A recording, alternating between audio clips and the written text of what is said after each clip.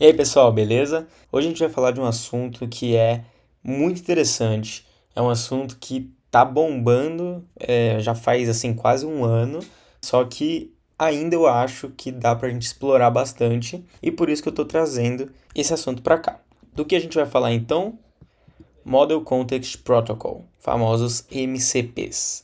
O protocolo MCP foi criado pela Anthropic para basicamente deixar universal, então por isso é um protocolo, né, para deixar um padrão de como as ferramentas de IA conversam entre si. E dessa forma a gente ganha inúmeros benefícios, igual a gente tem a padronização dos containers, como o Docker que segue esse padrão, e dessa forma várias clouds conseguem usar esse mesmo padrão, e isso facilita a distribuição toda para não ter que ficar criando para cada lugar um software diferente. A gente reutiliza muita coisa e, consequentemente, a gente avança muito mais rápido. E o MCP, a gente escuta bastante, né, na parte de desenvolvimento aqui, dos MCPs servers. Mas a gente tem aqui uma arquitetura cliente-servidor, muito similar aí como a gente tem HTTP, né? A gente tem um cliente, um servidor, há uma troca de informação entre quem solicita aqui. Então há uma troca aqui entre o cliente que solicita uma requisição e o servidor entrega. O MCP não é diferente disso. E como clientes, a gente pode ter inúmeras possibilidades. Por exemplo, as IDEs como Cursor, Windsurf e agora Antigravity do Google podem ser clientes de MCP. Então você configura servidores MCP para se conectar e utilizar. Já o servidor seriam softwares que ficam como se fosse um back-end dessa parte. Mas eu vou explicar aqui que não necessariamente essa comunicação ela tem que ser HTTP.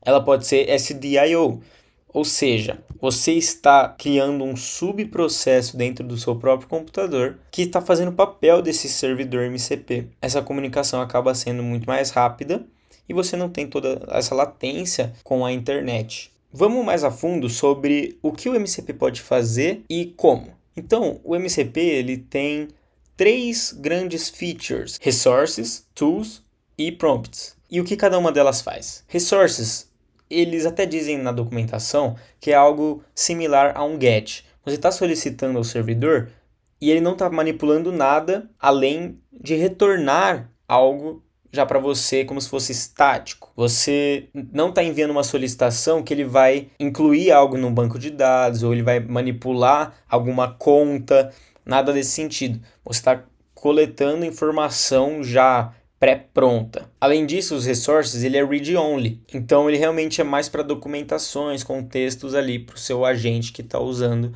o seu servidor. As tools já é um pouco diferente. Quem escolhe se vai chamar aquela tool ou não vai ser provavelmente uma LLM. E essa é uma diferença aí também entre esses dois. Já os prompts, eles juntam os dois em algo específico. Então você pode criar um prompt onde você coleta vários resources e utiliza várias tools em um só. Ou seja, você cria templates para usar essas tools e resources de uma maneira específica. E quem controla isso é o usuário. Mas, assim, na prática vai ficar muito mais simples da gente entender como tudo isso funciona.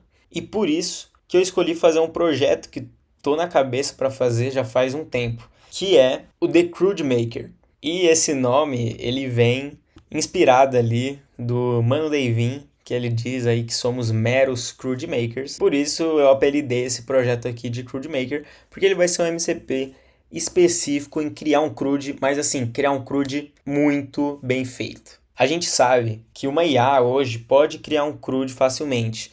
E aí até o pessoal diz, pô, se você só sabe fazer CRUD, você já perdeu seu emprego para IA, certo? Mas ela faz do jeito certo, ela faz testes, ela faz seguindo uma arquitetura específica. Bom, e é por isso que eu vou criar o The CRUD Maker junto com vocês nesses próximos vídeos. Bom, algumas vantagens que a gente vai ter aqui do que só solicitar ali para o cursor em um prompt.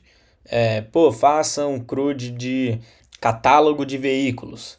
Cara, eu tenho certeza que ele vai criar alguma coisa funcional, mas se a gente tivesse em um projeto maior ou se a gente tivesse que escalar esse projeto, eu tenho certeza que seria mais doloroso se a gente não usar o futuro The CRUD que iremos criar aqui. E só contando um pouquinho também de história até a gente chegar no MCP, a ideia que eu tive de fazer esse software veio de quando ainda não existia o MCP e estava muito em alta o LangChain, Creo AI, e eu fiz algumas POCs na época que ficaram bem interessantes, mas não tive um resultado tão legal.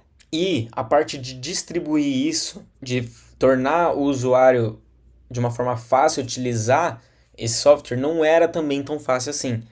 E hoje, com as ideias agênticas e o MCP, a gente consegue fazer isso tudo. Então, o plano aqui é a gente fazer um servidor MCP que a gente vai rodar localmente via stdio.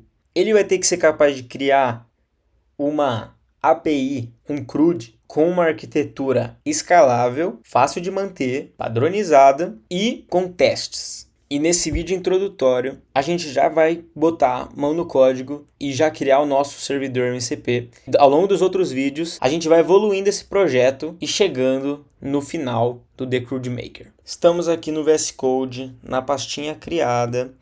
Vou dar um git init aqui para a gente começar o nosso repositório já com um versionamento bonitinho. E o primeiro passo, como a gente vai fazer em Python, é criar um venv.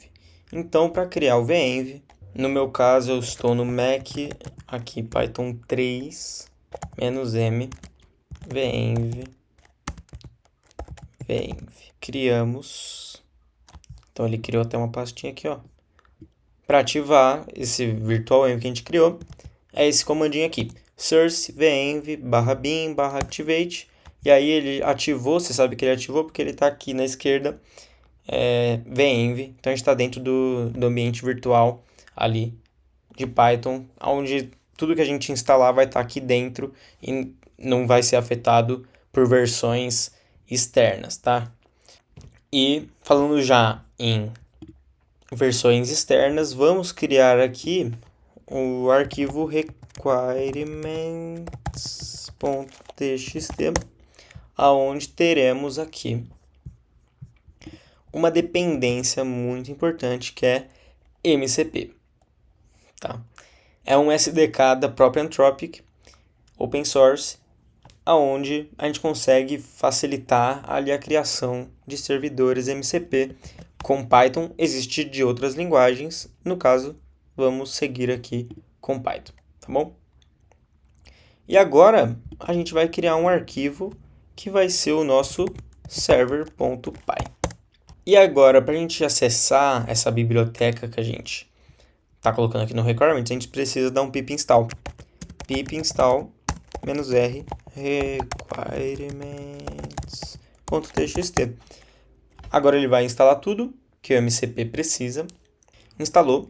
Agora a gente consegue aqui no server.py dar um from mcp.server.fast mcp import fast mcp. E esse aqui é o código simples, né? É como se fosse o Hello World aqui do MCP para a gente criar. E aqui a gente vai dar um nome do nosso servidor que a gente vai chamar de The CRUD Maker. E para fazer ele rodar, basta a gente dar o comando run. Então eu vou seguir aqui a boa prática do Python e dar o MCP run. Beleza. Aqui, teoricamente, a gente tem um MCP rodando, só que ele não faz nada ainda. Então, para ficar claro, a gente vai criar aqui cada uma das 3 features que um servidor MCP pode ter, só para a gente entender o papel de cada um. E depois, quando a gente for realmente criar o The CRUD Maker, a gente vai criando ali os pontos específicos, tá? Então, o primeiro aqui é o resource. Ele é bem simples, só para a gente captar a ideia. Eu vou retornar, né, como um recurso, uma string que vai dizer esse contexto que é meu nome é Caio. Então, toda vez que alguém quiser recuperar essa informação, ele vai conseguir. O outro recurso que a gente tem é a tool, que é com essa anotação aqui, mcp.tool, aonde a gente pode criar funções que os nossos agentes, no caso, nossas ideias agênticas, ou quem estiver acessando nosso servidor via uma LLM, vai conseguir acessar essas ferramentas. Nesse caso aqui, é uma soma, mas eu estou falando que é uma fórmula do Caio Toledo, só para a gente conseguir deixar escondido essa informação e solicitar para uma LLM que ele quer fazer a conta ali do Caio Toledo, tá bom? E por fim, a gente pode criar um prompt de template, algo a ser chamado ali de uma forma padrão. Então aqui esse é o prompt que eu criei, tá? Aqui é só uma explicação, ele não é o prompt em si, tá? Isso aqui não vai mudar, é só uma explicação que aparece para quem está utilizando essa informação, mas não vai mudar nada o que tiver escrito aqui com o resultado, tá?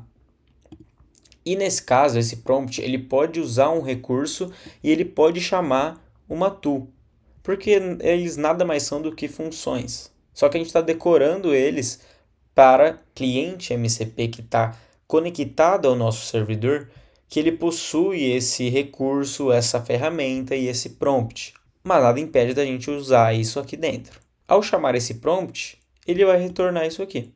A gente pode ter entradas que vão se tornar ali parâmetros ao chamar o prompt. Vai ficar claro isso um pouco mais para frente. Vamos testar isso aqui?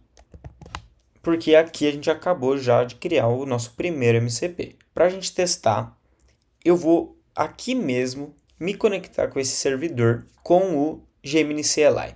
A gente poderia se conectar com outros clientes, mas eu escolhi aqui o Gemini CLI e no caso a gente vai se conectar via SDIO e a gente não vai usar ali HTTP para ter essa comunicação. Vai ser diretamente ali um subprocesso acontecendo e a troca de informação vai ser entre esse subprocesso e o Gemini CLI. Para isso a gente precisa criar essa pastinha .gemini, criar um arquivo settings.json para a gente configurar os MCP servers. Nesse caso aqui a gente só tem um, que é o que eu estou criando, The CRUDemaker.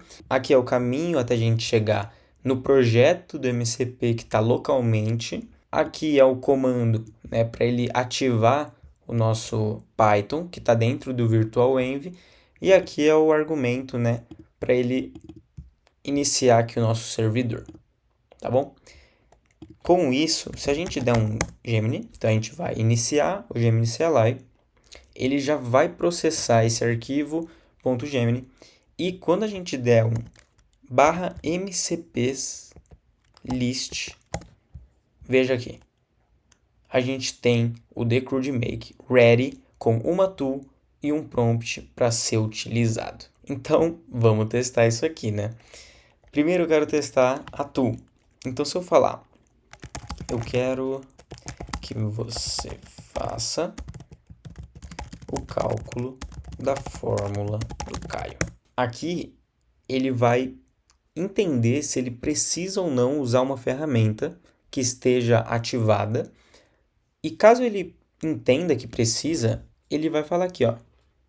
Por favor, me informe os valores de A e B para que eu possa calcular a fórmula. Então, a nossa tool, ela já possui ali os argumentos, né, que ele precisa, os parâmetros que ele precisa ter o A e o B. O agente do Gemini CLI sabe disso e solicitou para o usuário, no caso eu aqui, para colocar esses valores, para ele conseguir calcular, porque senão ele não consegue calcular. Então eu vou dizer aqui, 80 e 100.